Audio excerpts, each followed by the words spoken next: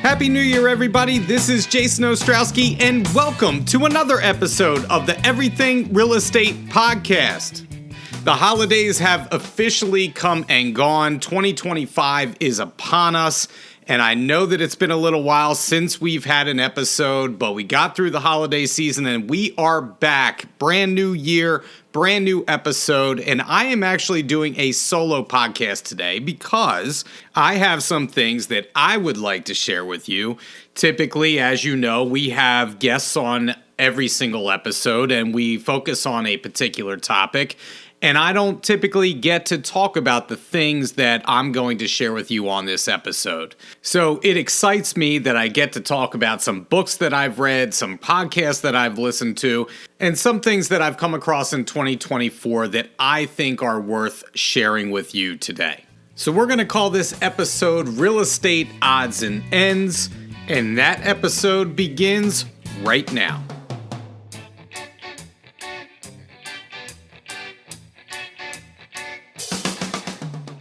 All right, first up on Real Estate Odds and Ends, I wanted to get into a few books that I read this past year. These books, I think, will absolutely positively help your business, but also help you outside of business, may help you from a philosophical standpoint on how to handle different situations a little better in your life. So first up, I want to mention a book that I have actually talked about on podcasts in the past, and that is Never Split the Difference by Chris Voss. In his book, Chris leans on his expertise as a former FBI hostage negotiator and distills some of those techniques for us to use in the business world in order to help us with our future negotiations.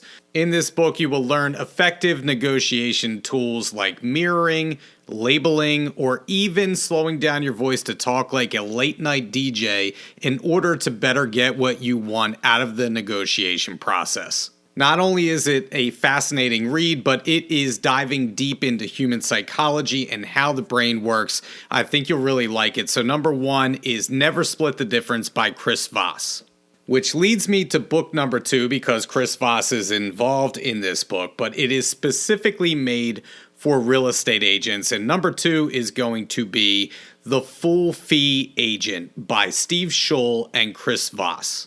In this book, Steve Shull takes the techniques by Chris Voss and applies them to real estate in particular.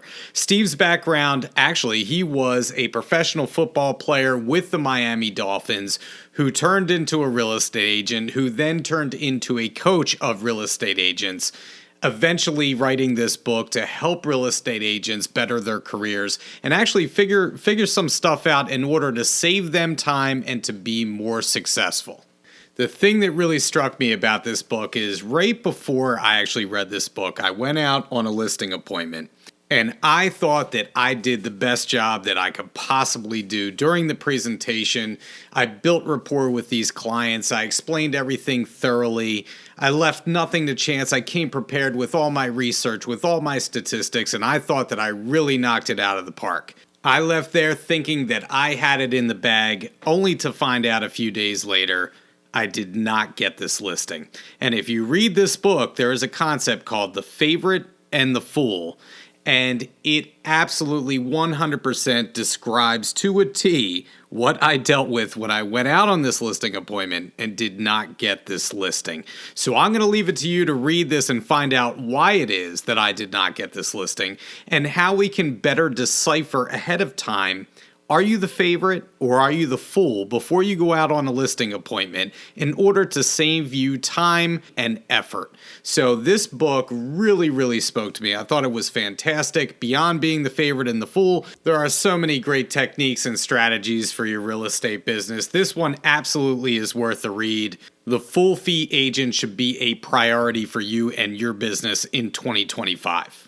Now, before I get into the last book that I'm going to mention here, I want to give a little bit of context and a little bit of background.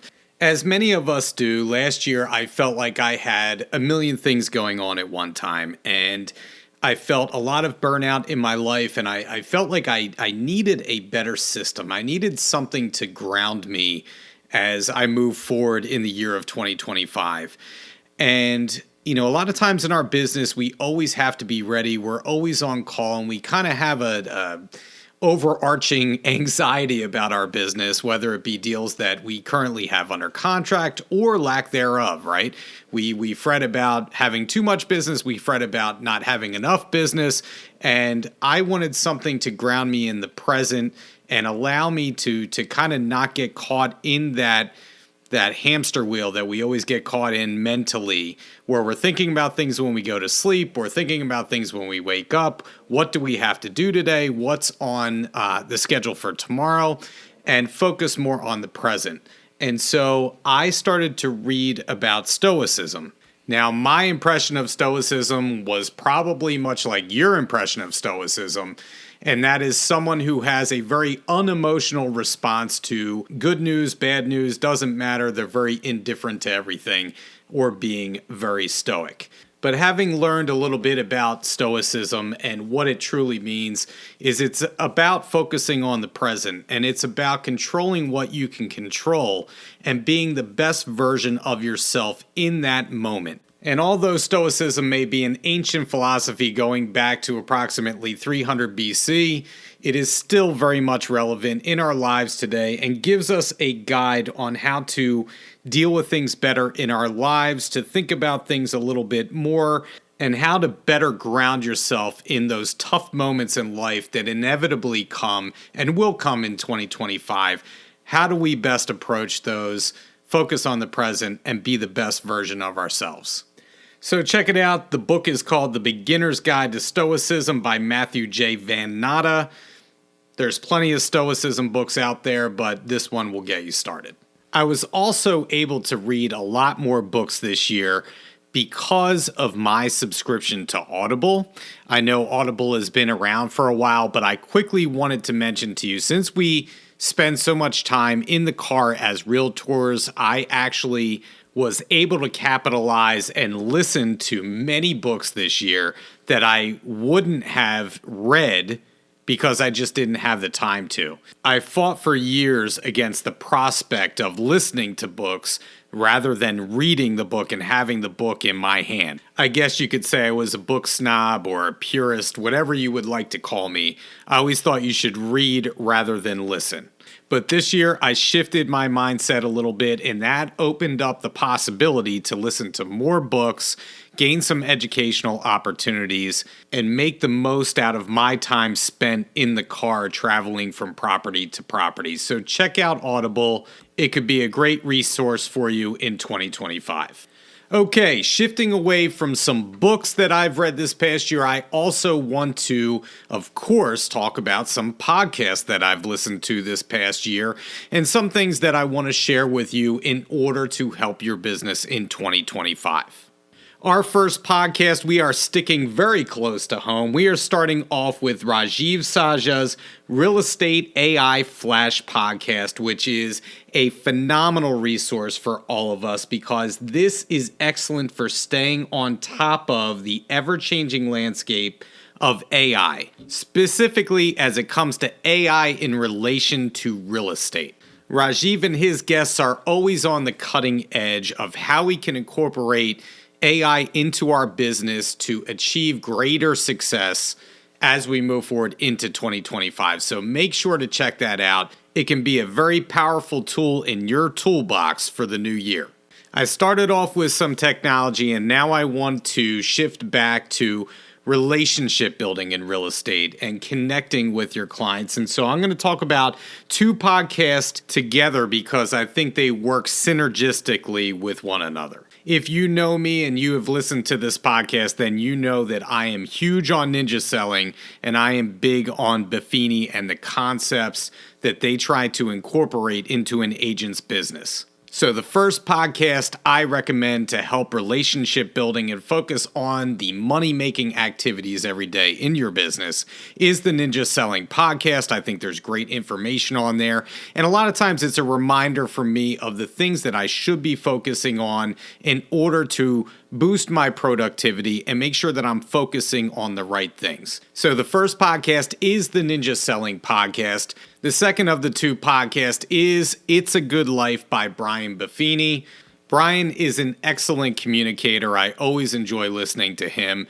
And this podcast can be great for your business. It can be very motivational, can get granular with real estate statistics. It just encompasses a whole wide range of topics, and it's very enjoyable to listen to. So Brian Buffini's It's a Good Life podcast. Give it a listen. The third and final podcast that I'm excited for you to check out in 2025 is the Daily Stoic podcast by Ryan Holiday. Now, I know I shared my newfound love for Stoicism in the book recommendations that I have in this podcast, but what Ryan Holiday covers is so much more than just philosophical ideas. It is about incorporating things into your life on a daily basis that will help you make your life better.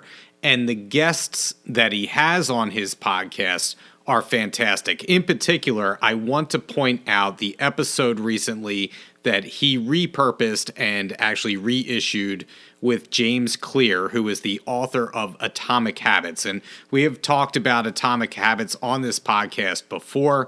I am a huge proponent of that book, and so the two of them have a great conversation for about an hour that I couldn't wait to listen to again. I think it really speaks to what we go through as human beings and to better understand ourselves and how we can make ourselves just a little bit better every day to achieve some big goals. So check out the podcast, The Daily Stoic with Ryan Holiday, and in particular, that episode with James Clear. Which brings us to our next topic on real estate odds and ends.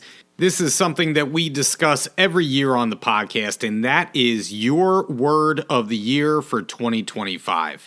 This word should be your mantra when you go through some tough times in the year ahead, or you need a reminder of what you're trying to achieve this year. Your word of the year should be ringing in your head, and you should be saying it over and over again in your mind to help you stay focused, to help you stay on track, and to remind you of what's important for you this year. So, for example, my word for 2025 is lead. And what I mean by lead, it can be lead by example or show leadership to those around me. But, as a team leader, I want to make sure that I lead my team properly, that I am focused on the right things to set an example for my team members and to show the way. Also, the word lead to me means stepping forward and not always doing the easy thing, doing the hard thing in order to get what you want, to lead by example, to make sure that those around me know that I am going to walk the walk and talk the talk. That's what lead means to me. So I want to be better at leading in 2025. In the past, I use words like execute or expand as my word of the year. So what's your word of the year for 2025? Make sure to give it some serious thought and set your word of the year as that little voice in your mind that's there to remind you what to focus on day to day in the year ahead. The last thing I want to talk about is I was listening to an episode of a podcast recently where there was a basketball coach on, and he was talking about his players as being everyday guys. And what he meant by that is, are they the type of player that shows up every day and gives it maximum effort to achieve the goals that they set out to as a team every year? And being an everyday guy means that you're showing up every day, that consistency will win the day. And he talks about success as being a lagging indicator. And I can't think of a better term for our business than success is a lagging indicator.